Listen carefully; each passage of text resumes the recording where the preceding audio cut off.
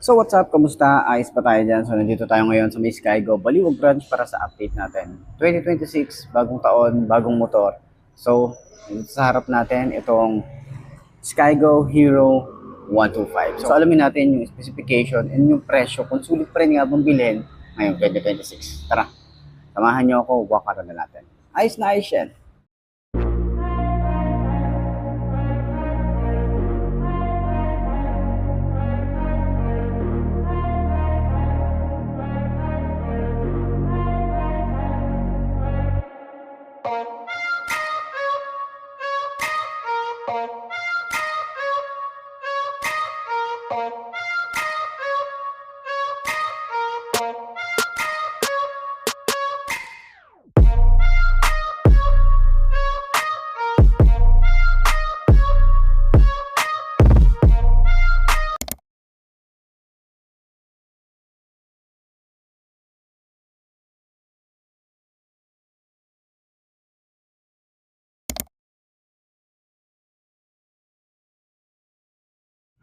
So yun ang mga best no, sa lahat ng mga nagtatanong magkano nga ba ang ganitong motorcycle. Ito ay nagkakahalaga ng 48,000 kapag kinuha nyo ng cash.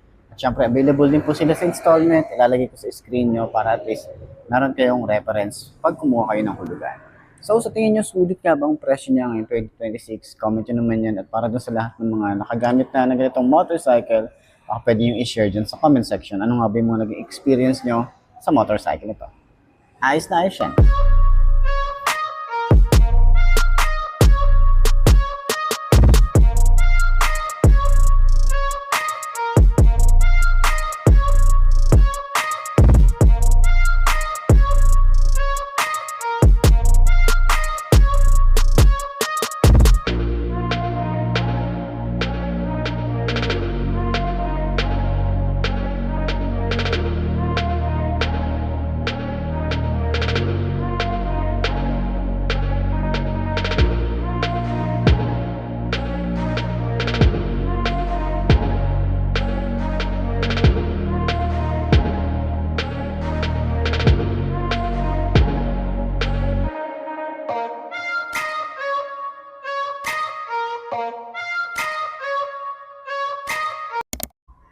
So yun ang mga best mo ngayong 2026, bagong taon, bagong motor, update vlogs para sa ating Skygo Hero 125.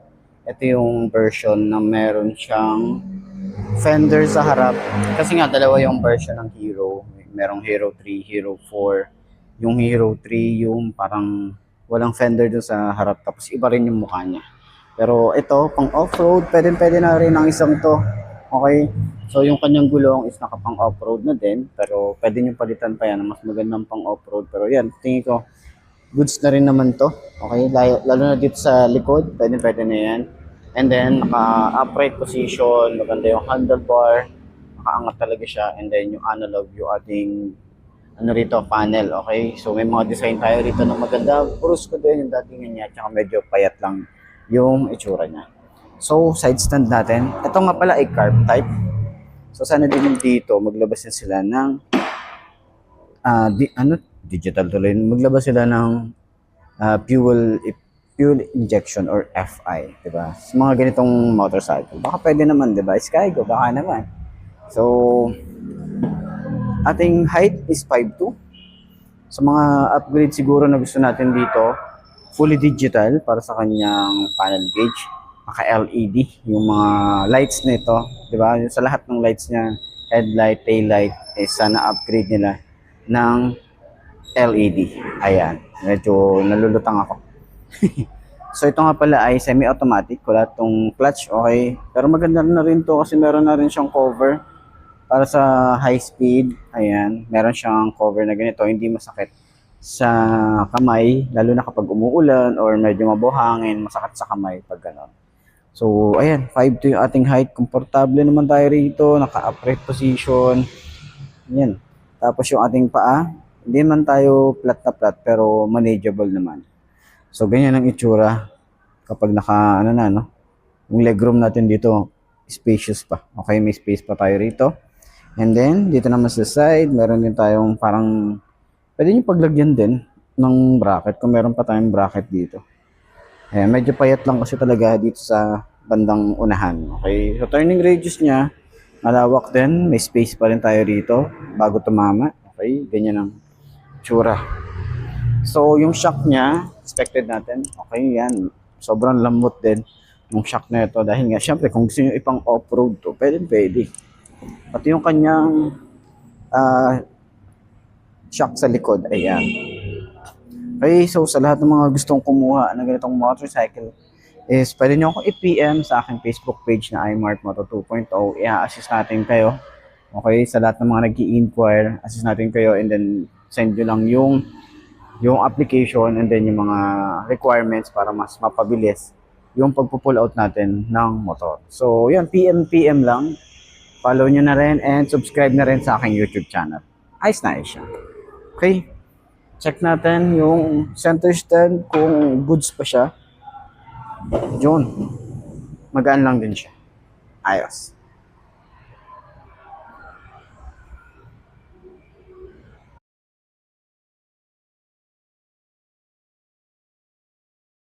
Available po rito na isang unit sa Skygo Baliwag branch. Itong Skygo Hero 125. Ayan. So, available po yung kulay yellow dito. Ayan. So marami ding kulay pa to. Meron pa tong available na kulay red and kulay black. Okay, so may iba't ibang kulay pa to. So pang off-road gaming ang isang to, medyo kung gusto niyo mas maliit pa. Yan, 125cc, pwede ang isang to. Okay.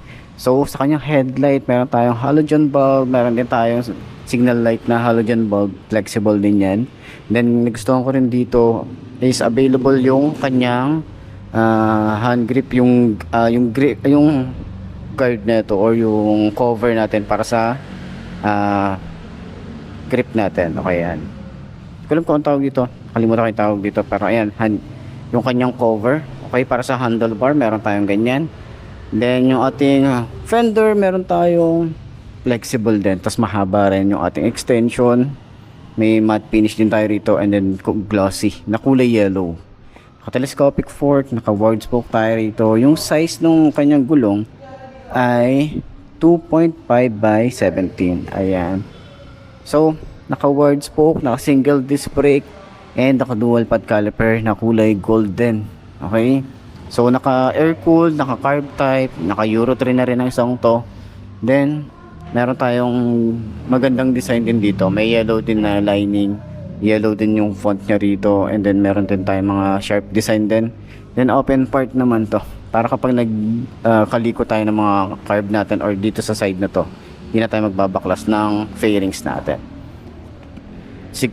Kickstart, meron din tayo rito yung kanyang foot pegs. Meron tayong combination ng rubber and metal.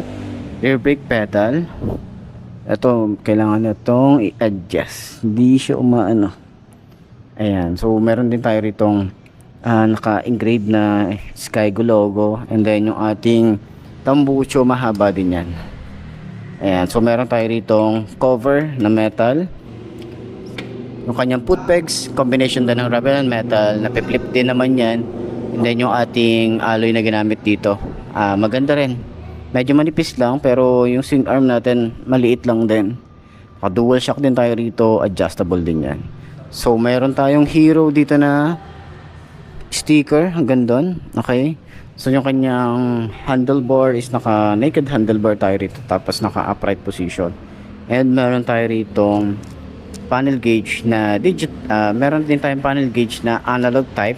Meron tayong speedometer, odometer, signal light, magkabukod naman yung kanyang signal light. Tapos ito yung itsura, yung neutral, pag naka high beam, ito yung gas tank natin. Ayan, yung fuel gauge. Gear indicator, ito digital naman to. Yung ating susi, ayan, meron tayong simpleng-simple lang, pati ignition, simpleng-simple lang tayo rito. Ayan. So yung upuan, meron tayong malambot, sobrang lambot ng upuan hanggang OBR. Yung ating compartment, meron tayong helmet hook. Meron tayong utility box. Ayan, dito rin yung ating battery. Yung ating gas tank, wala tayong cover dito, simple lang yung ating grab bar, metal din naman yan. Yung ating tambucho, simpleng simple lang din. Yung ating shock dito is naka dual shock na rin tayo rito and then adjustable.